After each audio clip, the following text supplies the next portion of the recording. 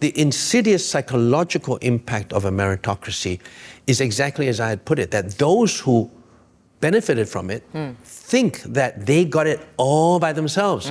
The worst part of it is the damage it does to people who don't succeed. Yep. And that's why you see so many school kids who feel like they're failures from day one, because the meritocracy that we have in Singapore starts at school age.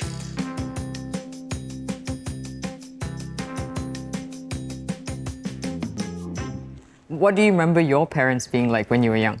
I always say my parents were too liberal with me. That's why I got into so much trouble. If they had been more hardline, you cannot do this, you cannot do this, I wouldn't have gotten into jail. I wouldn't have been thrown out of university. May I ask why you were kicked out of Stanford? Okay. I was kicked out of Stanford, not, in fact, for what most people would think, which is anti-Vietnam War activities, for which I got into a lot of trouble. I got jailed in Stanford for that and so on, but it wasn't because of that. It was simply because there was a Nobel Prize-winning physicist called William Shockley, who won the Nobel Prize for inventing transistors, which is critical to computers. And he had a strange theory of eugenics. And he wrote several books saying that black people should be sterilized. Okay, this was in the 1970s. So I was sitting in the cafe having my coffee and donut, and I had a lot of friends from the Black Student Union. They were walking past and they asked me to go along. So I went along with them. And they went to Professor William Shockley's class to disrupt it and to hold up placards challenging him to a debate because he advocated that black people should be sterilized. Yeah. So he was all prepared for that. So he took out his camera and he took pictures of everybody. And his class were only white students. The demonstrators were only black students. I was the only Asian face there. And then there was something called the campus judicial panel, which is like a campus court. So we were all hauled up, and he couldn't recognize any of the blacks. But Recognized me. yeah. And then he even came up to me after and said, very kindly, he said, Mr. Ho, yes, Professor Shockley, and I thought he was going to criticize me. And he said, it's obvious you didn't read my book. Page 53 says that Jews and Chinese people are the smartest in the world. Why did you disrupt my class? Basically, I got convicted by the campus judicial panel. I see. For what is sacred in a university, which is the freedom of speech and freedom of expression. We basically violated his freedom of speech by going into his classroom and disrupting him. I was the only one who was found guilty because they couldn't recognize anybody else, and I got kicked out. I see.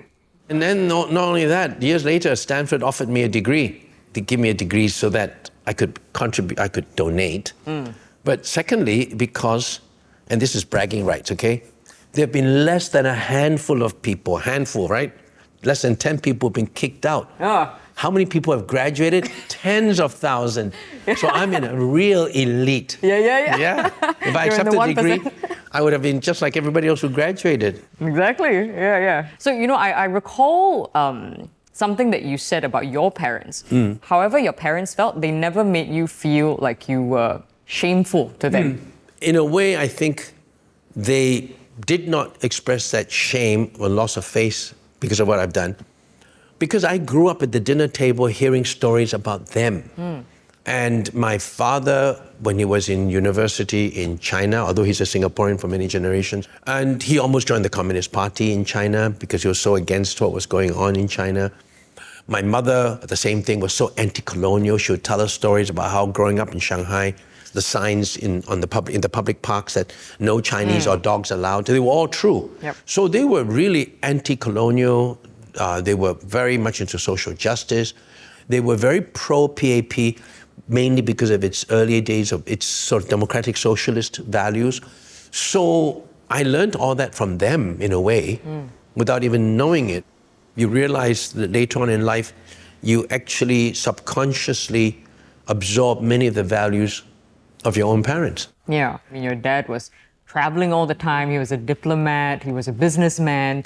Your mom was so interested in literature and science, and then, that combines into what you do as well in your time. What about the relationship with them? Were you friends? Were they authoritative? What do you remember about that relationship? It was a very traditional parent-child relationship. To the extent, I was never friends, meaning when my mother got really much older, I was a really good son taking care of her as a parent-child relationship. My father was very, very loving, but of the old generation that he wouldn't go and hug you, and you knew that he loved you, but he wouldn't be as physically demonstrative like my kids and I always hugging each other all the time and this and that. Oh yeah, all the time. At birthdays, the birthday person has to thank each of the members of the family for what they've done. So we're a very expressive family. And as a result of that, and also probably because they are in the business now, they are both colleagues and friends. So I enjoy that. It's a parent-child relationship, but there is another dimension of it of being friends. Yeah. What is that difference in parenting style, whether subconscious or conscious? What has that allowed you to have with your kids that you don't think you had with your parents? A lot more open discussion. Partly because my father, English was not his first language. So he would not be so voluble or so expressive about it. He could speak perfectly well in English, but it's not as if he would just rattle off. And by nature, he was a more reticent person. My sister, myself, and my brother have taken it probably a bit more after my mother, who was very talkative, very social. And I guess I've carried that on with my own children. And also probably because Claire and I end up always talking a lot because we're colleagues as well as husband and wife. So the idea of communication has been very important to us. And I know it is a little bit unusual for us because I've actually done quite a bit of counseling for younger generations of business families where they've asked me, how do I talk to my dad, who's a patriarch of the company, and I'm second generation, and I can't really get to my dad. We don't communicate. I mean, one statistic that I've always remembered, family businesses around the world, 30% succeed when going from the first to second generation. 12% succeed going from second to third. Wow. And from third to fourth generation, 3% of family businesses survive. Gosh. Most are sold off, taken over, split up. They don't even survive. I'm both 1, 2, and 3. I failed the third already. My maternal grandfather was a very big businessman and entrepreneur in the US. When he died, within 10 years, the whole company collapsed because of internal wranglings and so on. Long story, but essentially his son sold the whole thing. So in that sense, we're already victims of the first, the 30%, with the 70% that didn't pass. The second one was the business my father started. He went with my mother to Thailand and set up their own business. That's already 77 years old now. So for that one, I'm second, and my son, who's my eldest son, Ren Hua, is running that already. So Ren Hua is trying to beat that 3%. He's already beaten in the sense he's passed the 12% success ratio of second to third. Third to fourth, 3% chance. So whether they'll last or not, I don't know. For me, for Banyan Tree, we're just the first generation. So I have a unique vantage point of seeing what are the reasons why things may not last. And I'm trying, to the extent that I can at all, try to institutionalize things through family trusts, family councils, family constitutions, and all these good things. I'm trying to see whether I can already anticipate ways to mitigate the level of discord. I wonder if it's difficult for you when you think about your grandkids when they grow older. What if there's a time when they're your age or maybe in their 40s, 50s and they don't speak or they're having a challenging time because of family business? Does that come up in your mind?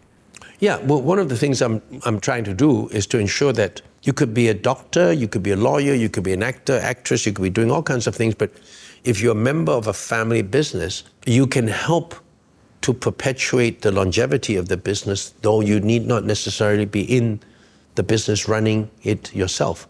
I think that's something that I've tried to inculcate with my family, because you can imagine the beneficiaries of a family business with every generation obviously multiplies. And with each multiplication, you get more problems. And I've started it by even at our recent 30th anniversary just last week of Banyan Tree. Congratulations. Yep, thank you. One of the things I clearly said to all my colleagues and other stakeholders is that the value we've tried to inculcate in our children, who are all there, is that the family serves the business, not the business serves the family. Interesting. If you believe that the business serves the family, I think that's a recipe for disaster. Because then everybody starts thinking, what am I getting out of the business? I want to milk the business for whatever I can. You are not in the business yourself, then you only want dividends for yourself. If you have a different value, that the family is there to enable the business to last forever, if you can, it's a very different approach. You know, KP, if anyone's watching and you Google your name, KP, and you Google meritocracy, that's been the past 5, 6, 7 conversations that people have been having with you. I don't know why, but... You are the leading expert right now in Singapore on the issue of meritocracy. No, I'm just a leading dissident on why I think meritocracy is very important, but that there are aspects about it that's problematic. Definitely I've benefited from a system which has become an elite, but I think my major point about what I call the insidiousness of meritocracy is the psychological impact on both the beneficiaries and the non-beneficiaries. And that's why I drew the analogy or the comparison with an aristocracy. And aristocracy in some ways is less insidious because you know if you're an aristocrat in your heart of hearts, you never really got there from your merit. You were born into it. Yeah. But by the same token, people who were not born into an aristocracy may feel bitter about it, but they do not feel that I am inferior. In their heart of hearts, they'll say, I'm just as good as you are. You are born a lord, I'm not born a lord. The system is unfair, but I don't lose my self-respect. I'm happy for whatever I am able to do. It was just fate. It was fate. Yeah. It was just, I was born into it. So a sense of unfairness is not necessarily bad because it gives the person who is on the top side of it a certain degree of humility, although they'll never show it. The insidious psychological impact of a meritocracy is exactly as I had put it, that those who benefited from it think that they got it all by themselves at 100% because this is a meritocratic system. Therefore, when I got there, it's not because my father's a doctor and I became a doctor. Everything is due to me. But the flip side of it, and that's the worst part of it, is the damage it does to people who don't succeed. Yep. And that's why you see so many school kids who feel like they're failures from day one because the meritocracy that we have in Singapore starts at school age. Right? You didn't do well in PSLE, you didn't do well in this and that. Well, it's all because we have such a perfect system that it must be because it's your fault. And what it does to a young person's sense of self-confidence is highly damaging. I think we have a system that's probably as good as it can be. The meritocracy could be a bit more dynamic. There could be more pathways at different ages to success. But we should all realize that if we made it in the system, you didn't get there on your own, so don't be so arrogant about it. And if you didn't make it, don't feel it's all your fault. So don't lose your sense of self-confidence. Yeah. And I wonder, because you and Claire started off with this larger purpose of we want to make the world a better place in the ways that we care about. Do you think that that's played a big part in keeping a relationship I think secure? it does. Yeah? I think it does, and I think it doesn't have to be purpose with a big P. But you know, when you're romantic with somebody, it lasts for a while, often in certain moments, but it doesn't take you day in, day out, 365 days a year. That passion can't go everywhere. I think having a wanting to do something together, it really helps in the communication. It can be two people who love mountaineering, for example. It could be a sport. It could be an interest in doing a business together that you talk about when you're young and you both want to, one day you might be a lawyer, he's a doctor, but eventually you guys want to run a restaurant, which is what all doctors and lawyers seem to want to do these days. Run a restaurant? Run a restaurant. It's the most stupid thing you can imagine because it's the easiest way to lose money is to run a restaurant. Yeah. But all I meant is that it does help. And usually you'll find a common interest in something that can allow you to communicate ideas and share ideas. Because for the first part of our lives, we never had banyan tree. We were both very keen about traveling. So we were very keen to talk about development issues. So we shared a lifestyle that was also quite similar. And you'll find that sometimes people do not have that shared interest, but over time, they consciously develop a shared interest, particularly for people who maybe have very different vocations.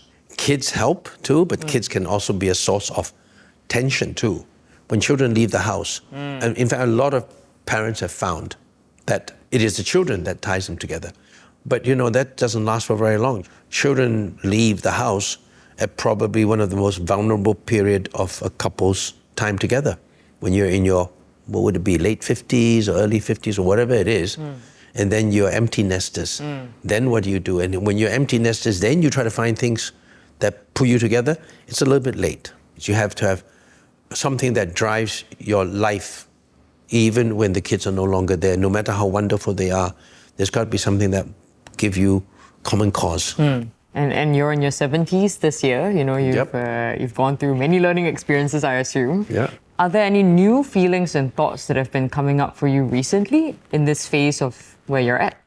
If you're self-aware, you would see that clearly physical aging, it goes only one direction. These things creep up on you slowly. You also realize that you have to begin to think about succession, so you plan for it. As you do these things, you become more and more aware that you are going through a transition. And it doesn't mean that what you transit to is necessarily going to be less happy, because if that is the case, then it's also very wrong. We should be the happiest persons we can be during whatever phase of our lives. You begin to see all these things happening to you physically, and then you just need to respond to it in a positive manner. But if you cannot, then people get depressed or they get angry about the phase of their life, which to me is just as sad as young people sleepwalking through life. I've definitely seen through my own children going through phases of life, which I went through. But I see that with a lot of love and a bit of humor, that, oh my God, they're doing, they have to go through this, what I did before, and they're gonna make the same mistakes, and I try to talk to them about it, and I can be a counselor and a friend, but never begrudging.